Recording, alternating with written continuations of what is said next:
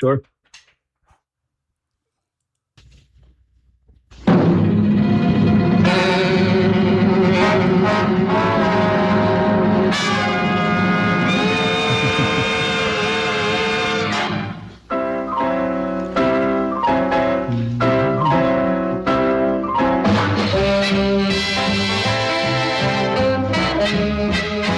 And welcome to Raising the Standards. Jacoby with you, with my co-host, Bill Wolverton. Hello, Bill. Howdy do.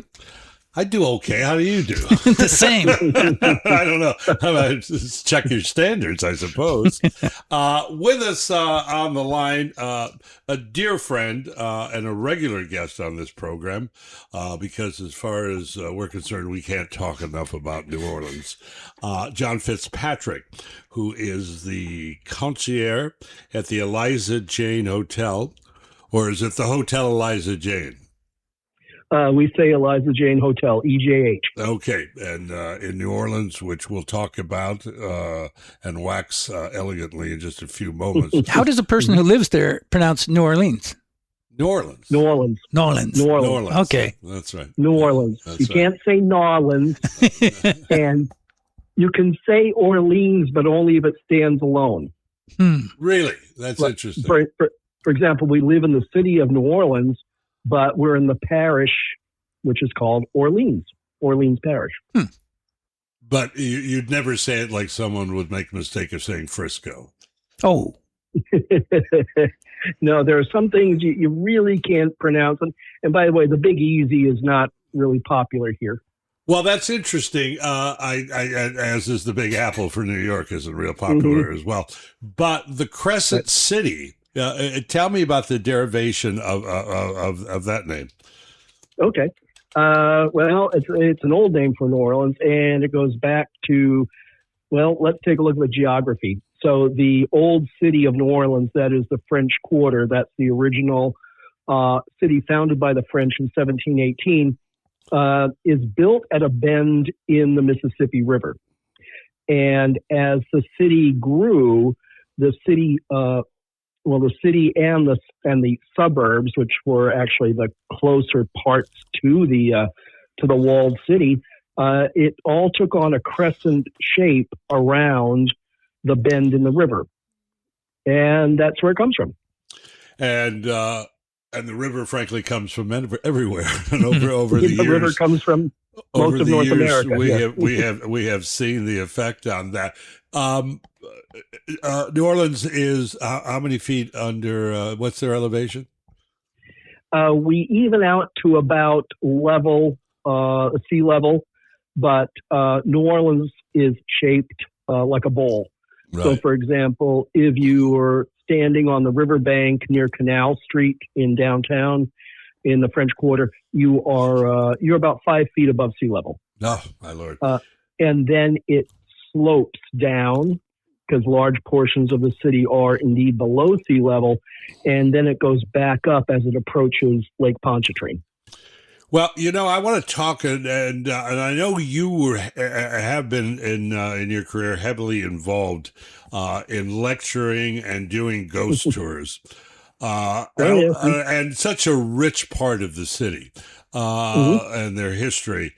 Tell me, if someone's coming to visit, and I'm sure there are a lot of really silly tours that really aren't worth the investment. If you're going to go back, I know the last time we were in town, we did is it St. Louis #2, the cemetery? Maybe St. Louis #1. Maybe number one. St. Louis #2 is generally closed unless Okay. you're doing research or something. Or you're dead. That's the only way you can get in. But That's the easiest way to get in. St. Louis #1, it was just a terrific tour, and I highly recommend that, which you had recommended to us. Oh yeah, great place. Talk about the other ghost tours that you think are well worth it. Well, if I'm recommending ghost tours, I generally go almost exclusively with a company which does, I think, a great job. It's called New Orleans Ghost Adventures. And what they do is they focus on the creepy history. And after 300 and some years, we have a lot of creepy history. So you really don't have to make stuff up. There's plenty of great stories about supernatural, otherworldly events, and also just some of the bad things that have happened in New Orleans that have left a mark on the city. And so they focus on that. And one of their tours actually goes into a cemetery at night. Oh, now that's a great tour. Is that the cemetery across from Commander's Palace? No, Lafayette Cemetery number 1 remains closed. Okay. But this company will take you into the Oddfellows Cemetery up by the, how would I put it? It's at the top of Canal Street where there's a cluster of cemeteries. And there are a couple of cemeteries up there that you can go into. And they will take you into one at night. And it's educational and also quite creepy. Now, I've never asked for a ghost tour. Is that something a lot of your guests ask for? Oh, yes. Really? Oh, yes. We have a long history of ghosts and vampires and all kinds of things. So there's a lot of tours you can take, and the best ones will teach you a lot and give you a little bit of a tingle, and the worst ones are rubber snakes and all kinds of silliness. I see there's a voodoo, vampire, and ghost tour. So I can see the voodoo being appealing. The voodoo is popular, but of course, the people giving the tours, generally not real voodoo practitioners. So I generally, there are a couple of legitimate voodoo shops, not the ones the tourists flock into, but there are other places you can go if you'd like to learn something about it. Well, I see there's a haunted pub crawl. I'll bet they do see ghosts, the ones that go there. They certainly see something, yes. Of course, the joke is in New Orleans, any haunted tour can be a pub crawl because you can carry your drink with you. That's true. That's true. Carry drinks on the street. For many of the voodoo tours, you have to bring your own needles. So they're not that legit. So it's no good. And if they have regular size heads, they're really not authentic. That's a giveaway? That's a giveaway. They're not. And there is a voodoo museum in the French Quarter, which it's small, but it contains some pretty cool artifacts, and you can go there and learn something about it if you're interested. But most people who do practice voodoo don't really broadcast it much. And they're not going to invite you into their world if you're an outsider. When you and I first met, you were at the hotel you were at, Orleans, wasn't Bourbon it? Orleans. Bourbon Orleans. You would do a ghost tour. I remember I took when we had met. Have you had personal experiences with something happening in your life?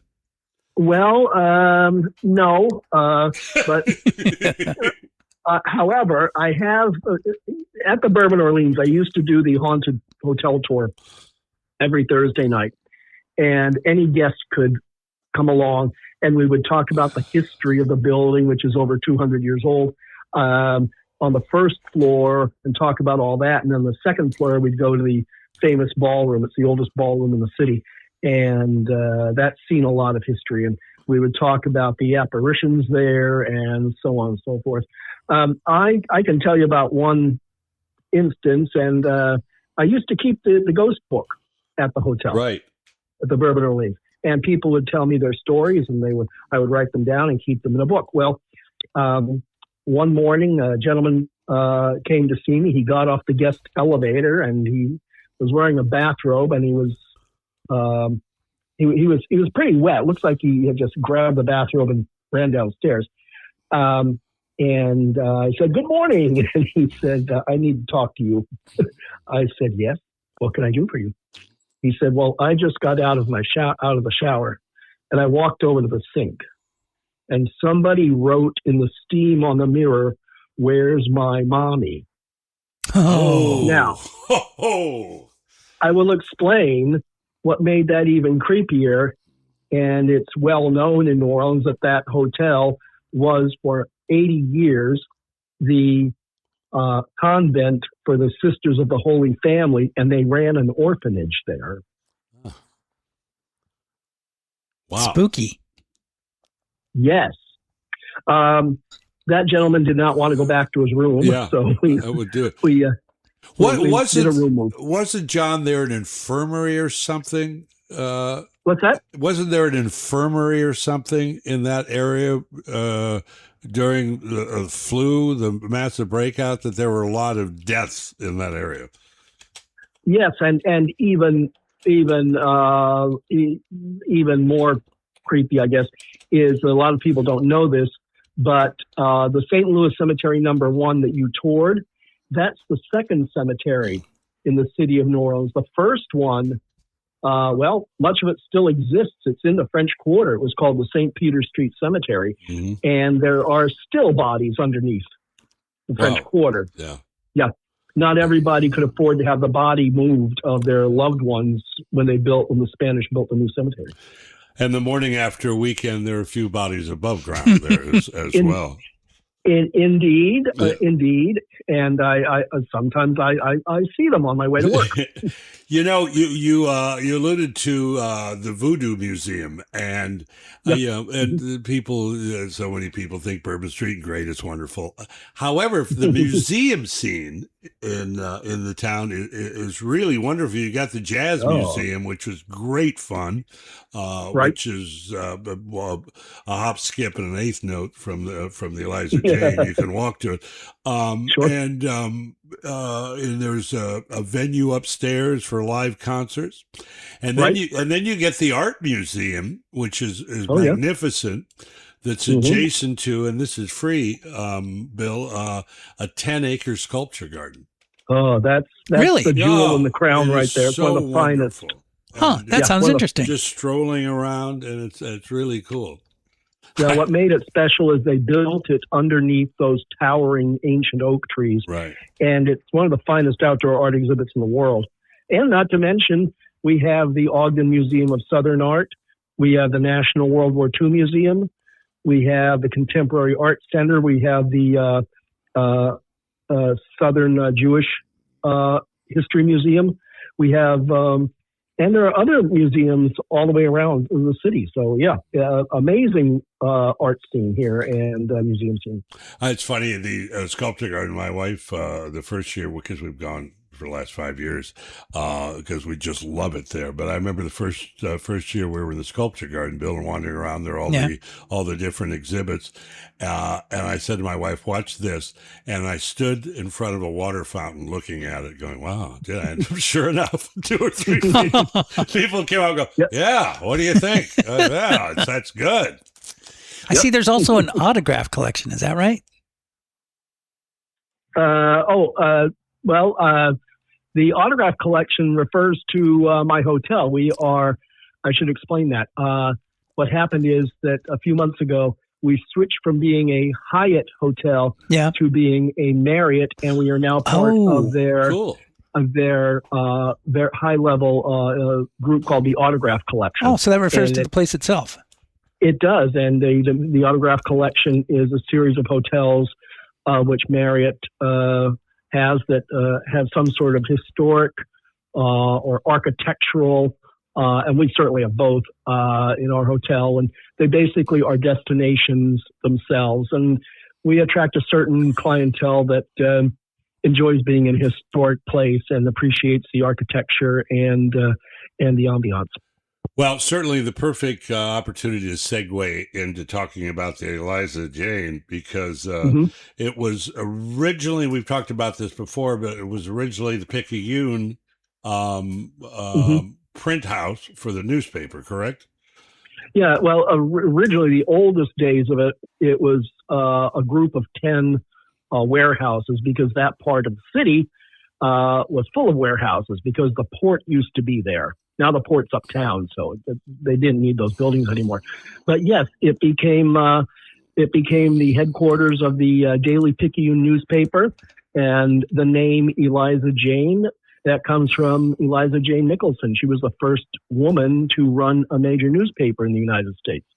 And the layout of the hotel is so wonderful. It's great. Almost like it's so cool to be in your hotel, and it's very much the experience of walking into your room. It's like walking around New Orleans. You can get lost. You go down the corridor. That's really nice. Oh, I think the the levels with the rooms on them are beautiful, but that fantastic lobby we have, which is basically one long open space with the reception area, the concierge desk, and then you get into the press room, which is our bar, and the library lounge, which is just a wonderful, relaxing place. And it looks just like a library, and you can hang out there. You can have private events there, or just take your drink in there, and it goes all the way back. And you can enter into the courtyard, the workout room, all that stuff. It's all in one long open space, and we just did massive renovations on it too. So, yeah, and it beautiful. The hotel is literally 5 minutes from the French Quarter. You go out the hotel and you go left, you go to the French Quarter, and you drink and party. You go right, you go to the World War II museum, so you can you can learn or you can party. And one thing that you hear, I know because I've stayed on Bourbon Street, that you hear a great deal is the line, "When are those drums going to stop?" and you don't get that, Eliza Jane. It's so close, you can get there in a heartbeat, but it's quiet and it's a marvelous area. Yeah, once you cross Canal Street, it quiets down considerably. So it's kind of the perfect location. You can go in any direction and find something interesting and worthwhile. And then when you're done, you just come back to the quiet of your room. I am big on cities that are walkable. New York, since I've been there every year for 30 years, and there's nothing I like better to get up and dawn and take a stroll through a new city. And what a perfect place, New Orleans, from you guys. Everything's walking distance in terms of the quarter, in terms of the St. Louis Cathedral, the jazz, Frenchman's, is it street? Street, yes. Frenchman Street, where all the jazz clubs are. I mean, everything is a quick stroll, and you get your steps in, and it's wonderful. You get more steps coming back, I find, from the bars, because they go left, right, left. You get a few more. Yeah. Not to mention, but we will. Oh my God, the food, the food. How you were 112 pounds when you got there, I think. Well, I walk to work. Right. And how far are you from work? 2 miles. 2 miles. Okay. And I walk about 5 miles a day. Okay. And a very early part of your walks by a bakery called Bayou. Which you introduced us to, and I'm surprised. It's a good thing they're not open when you walk by. What's that? It's a good thing they're not open when you walk by in the morning. Yeah, indeed. I can smell them all the way as I'm walking down Frenchman Street. It's just a block away from where the music clubs are. I can smell the everything baking. They make the best croissants. Actually, everything they make is good. Well, I don't know if you know, but each time Jacoby visits you, he sends pictures to social media of the things he eats, and boy, they really look good. Yeah. Well, we're known for the food, and you don't have to pay a fortune for good food in New Orleans. Your local po' boy shop, your local corner store probably has something great that you'd enjoy, and we stick to a lot of traditions, po' boys and red beans and rice, and I think the key for us is all the fresh seafood that's available. Yeah, mention you've got a wonderful white tablecloth restaurant in the hotel. Talk about that. Yeah, Couvent. Yeah, so Couvent is, by the way, the name is Old French and it means a gathering, and we serve breakfast and lunch or brunch every day, and we serve dinner most nights starting at 5. And the food is French, not completely French. Of course, you have to have some New Orleans things, but if you want to have a light lunch and get a croque monsieur, you can do that. Mussels, all kinds of great food, and good selection of wines. And that's in addition to the press room bar or lounge, which is located in the main lobby. So you have some good food and drink opportunities right there in the hotel. I'm reading your menu. I don't speak enough French to make everything out on it. That's okay. We'll help you. What's Okay, good. What's your favorite dish on the menu, John? Geez. Well, I love the mussels. The mussels are fantastic. I'm not going to put down the burger either. Yeah. It's good. Yeah, I know you're an aficionado of burgers. You know burgers. Indeed. Yeah.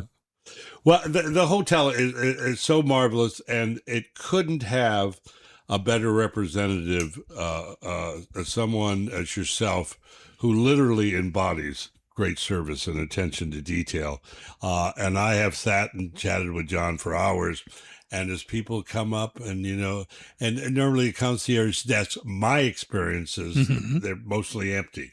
But John is there, and you come up and sit down, you ask him a question, and he's going to take care of you. And that's pretty much across the board with your staff at the Eliza J. I agree. We have a great staff working there, very helpful, and one of the things that I like, and you've been to hotels all over the world, and in most places the concierge is at a podium. Stand, and we don't do that. We have a big desk with chairs, so everybody can sit down, and I can take my time with them and draw maps for them and explain things in comfort and in quiet. Yeah.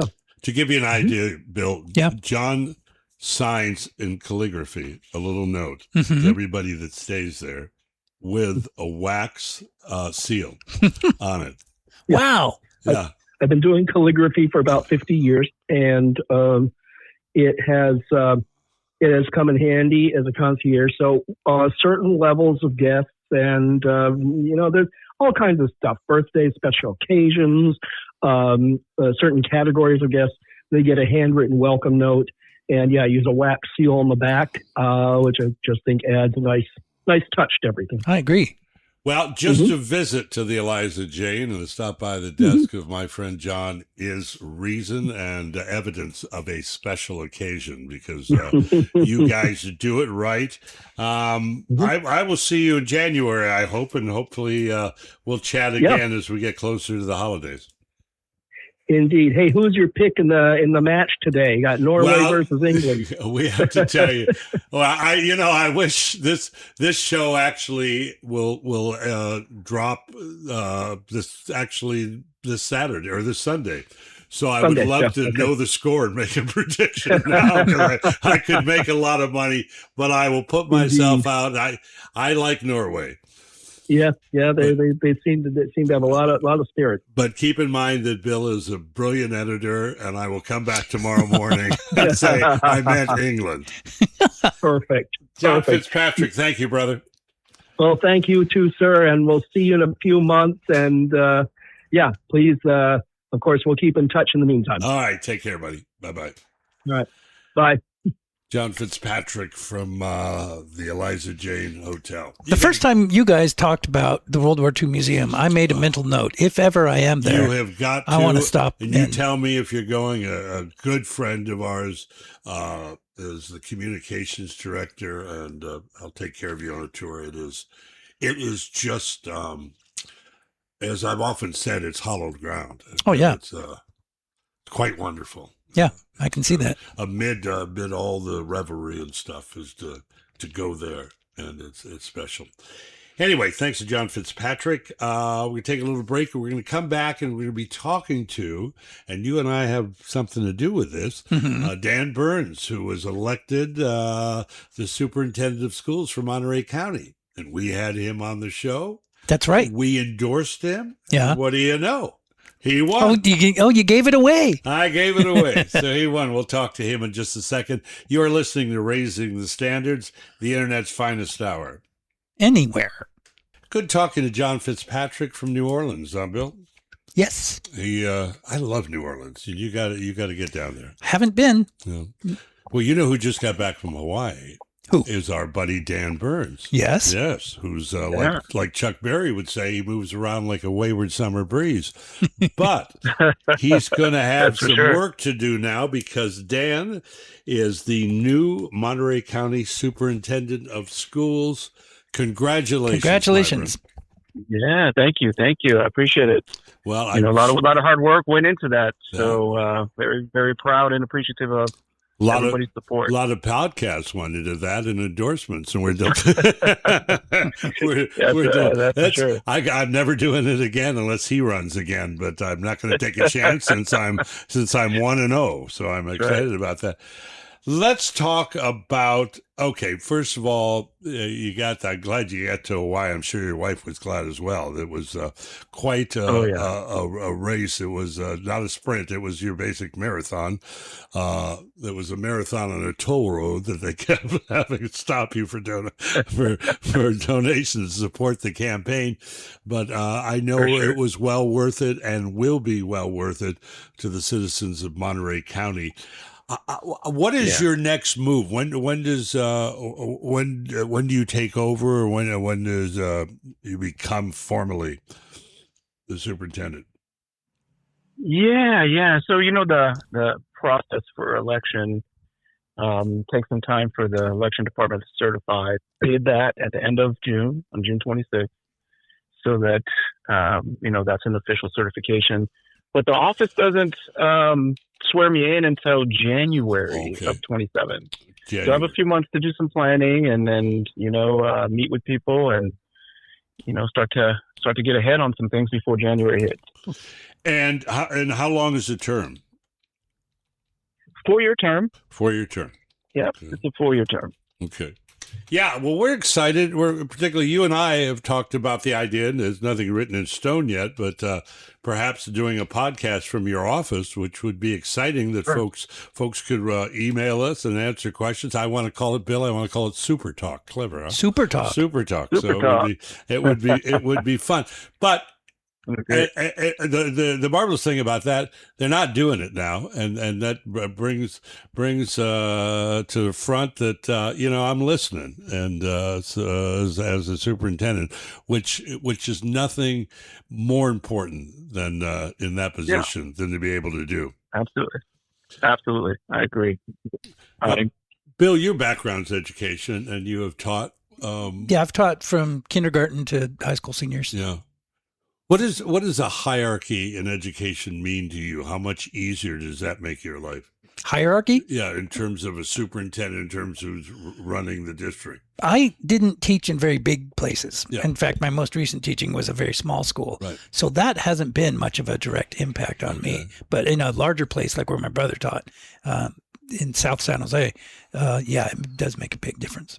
And I would think that you've got to have people above you that have the same commitment to the students and to education and curriculum. That makes all the difference in the world. What did you learn, Dan? I mean, I know you've been in education for years, but getting out and pressing the flesh, which you did a whole lot of during this campaign. What did you learn? Well, I learned quite a bit. Generally speaking, people want children to go to premier schools. They want them to get a great education. They want them to, go through the full process of discovery like we all did, right? And socializing and all of that stuff. But I also, learned that, there's different sets of values around the county. And in terms of, what goes into a premier education. And some parts of our county think, every child should go immediately to a 4-year, university and become a doctor. And there's some parts of our county that feel like that our students need to be prepared for college, but also be prepared if they want to go out and, work in the trades industry and make a living wage sooner than, going to college. So, I learned a lot about the disparity of conversation, the disparity of desires around the county in terms of education. I know that you've always had a big supporter and a large commitment personally to Rancho Cielo, which I have, of course, involved in. And that's part, as you say, of the disparity that, it's not parts is parts. There are different people, different needs, and it's all part of your responsibility. For sure. Yeah, absolutely. And and I think the other piece that I learned as well is, I have to do a better job educating the community on what I actually do in this role. Because there's some assumptions that, the top elected official in education in the county has the authority to, fire people at different school districts around the place and to, get rid of board members and all this stuff. And that's not the purpose of the role. And, we're going to be a support network, but also look at, how can we provide, some emerging fields in education to support our school districts and maximizing education opportunities for kids. Well, and there's all the old approach, if it ain't broke. Well, it may not be completely broke, but it's the education system, Monterey County, certainly needs some tweaking. Which is why personally I'm delighted that you were elected, because it's easy to overlook, to just concentrate on one group and to overlook different groups, and it's a daunting responsibility to be inclusive as part of that educational umbrella, and I know you're dedicated to that. Yeah, absolutely. And kind of going back to what you said too, I think, learning a little bit through the past month or so, helping my daughter and son-in-law do some remodeling at their home. Sometimes you really don't want to try to fix something that's already working, right? So being cautious that you cause more harm, right, more damage than you were trying to fix. So I think we have to, acknowledge that there's a lot of good things going on in education, and how do we build on those? So not with the mindset of we need to fix them, tear them down, but really like how do we take where we're at and really build on that? And and that's pushing some of the industries, right, that we have around us. I have a specific question for you about the disparity in motivation or the importance of education to the parents of the children, because I have secondhand information of a school that there is great disparity depending on the ethnic group that parents come from on how they push their kids to do. How can you impact the parents so that it trickles down to the students? Yeah, I think that's a challenge that school districts and in my experience in Salinas, we've been trying to parent-proof some of the educational things that we do, just in the sense of saying, okay, regardless of the attitudes or understandings that parents may have about higher levels of education, we need to make sure that we're exposing the students, getting them a great education and preparation for college, and then also bringing our parents in to understand why it's so valuable to get that higher level of education, regardless of the diversity of their backgrounds. So we've had great success in areas like in East Salinas and in the Alisal area, where they now are one of the top high schools in the county in getting students admitted to the University of California system. And well done. And students actually enrolling with scholarship money in their hands, so that parents don't have to worry about, coming up with the funding to pay for college. So we have to break down some of the stereotypes, but then bring the parents in as well, and do things creative, like take parents on field trips to college too, so they see that it's not something they see on a very bad movie, right? It's more, of an environment that they want their children to be at, where they'll be successful.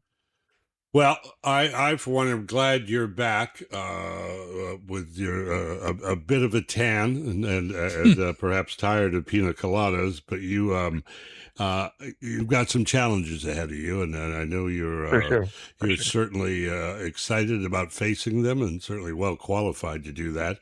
And now that you've learned about from your daughter and your son-in-law drywall. So it's just one more talent that you gotta have. It's one more talent, absolutely. Dan Burns, hey buddy, again, congratulations. Can we get you back on as we get closer to you taking off? Yep, as we get closer, we'll definitely get going. Okay, for sure. I appreciate the support as always. New Monterey County Superintendent of Schools. Take care of yourself. Appreciate it. All right, gentlemen. Appreciate it. Have a great day. Bye. Take care. Bye. Dan Burns, good guy, and always nice to chat with him. And Congratulations. He ran a great campaign. Next time we talk to him, I want to ask him about the workforce housing. And that was something he campaigned on, but it's rarely implemented. So I wonder what he's going to do with it.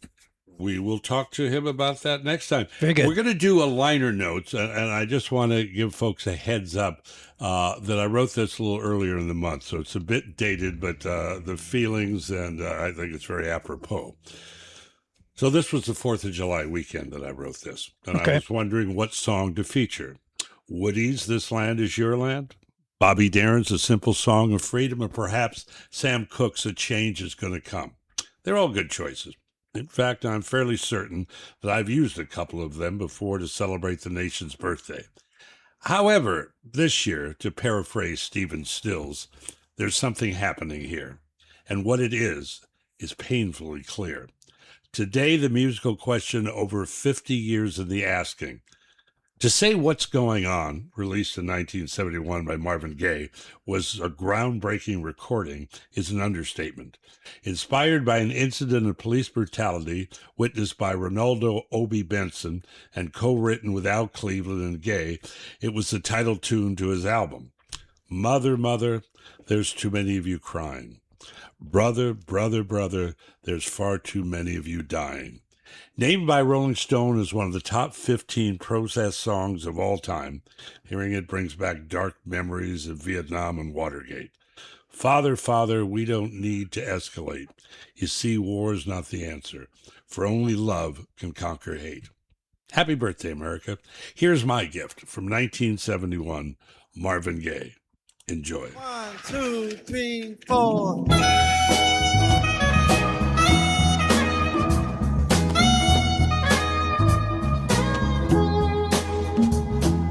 Mother, mother, there's too many of you crying.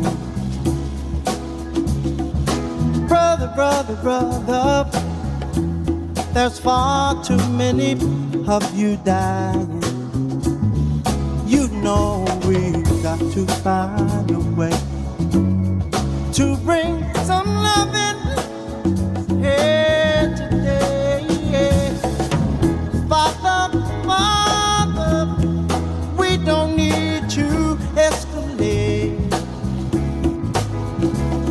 Oh, it's not the answer, for only love can conquer. You know we've got to find a way to bring some loving. Oh, here today.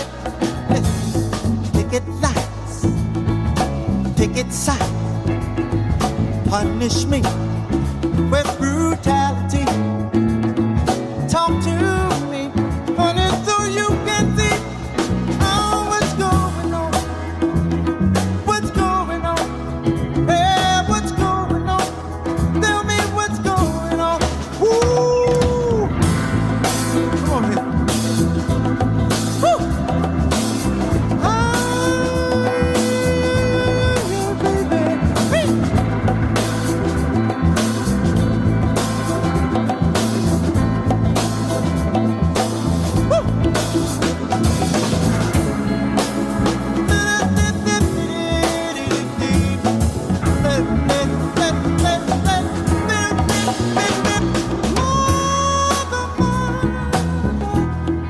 Everybody thinks we're wrong, they do.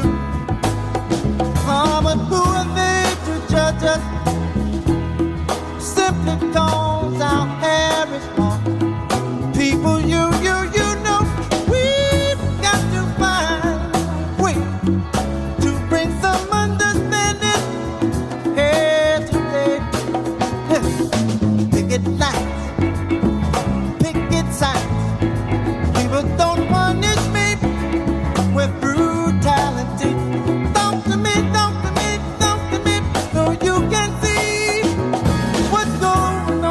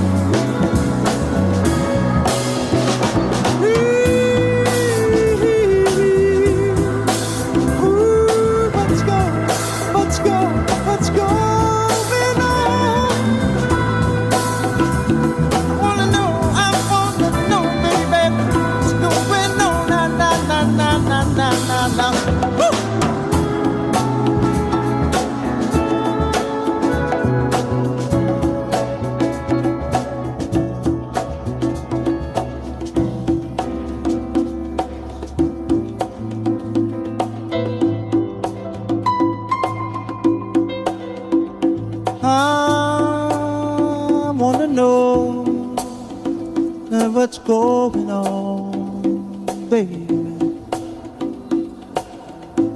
Yes, I wanna know, yeah, what's going on right now, people. Oh, what's going on right now?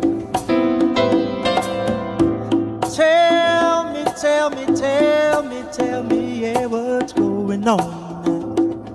All right.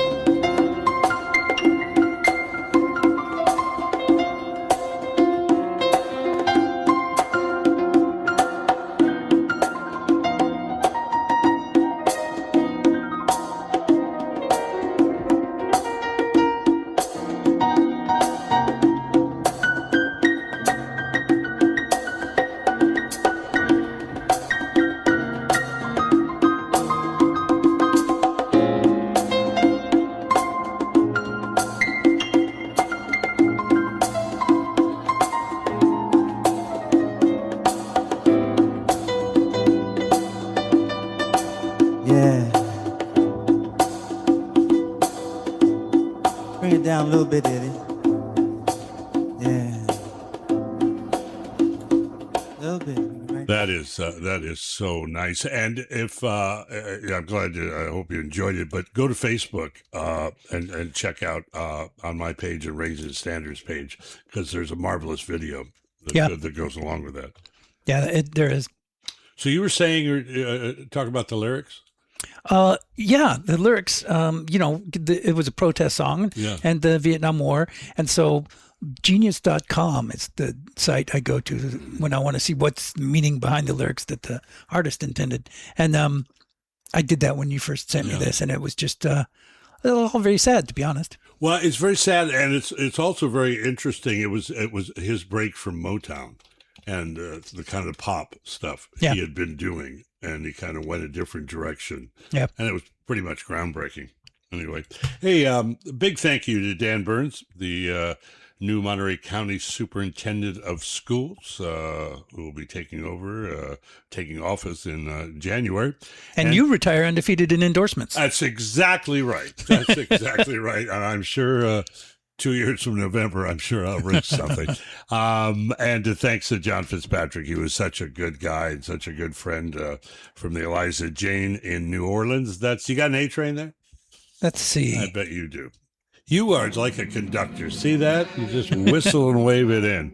The A train's on its way in. I'm on my way out. As always, this show has been for Georgianne, for Mark, and for you. Till the next time we get together and once again raise the standards, I'm Jacoby. I'll see you soon.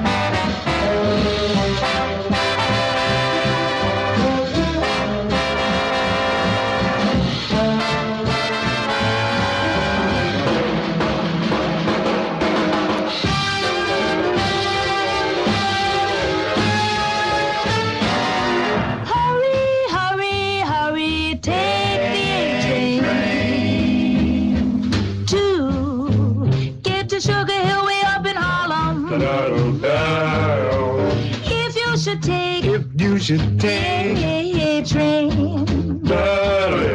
You get to where you're going in a hurry. Hurry, hurry, hurry. Now it's coming. Can't you hear the rails go humming? Leota, if you should miss the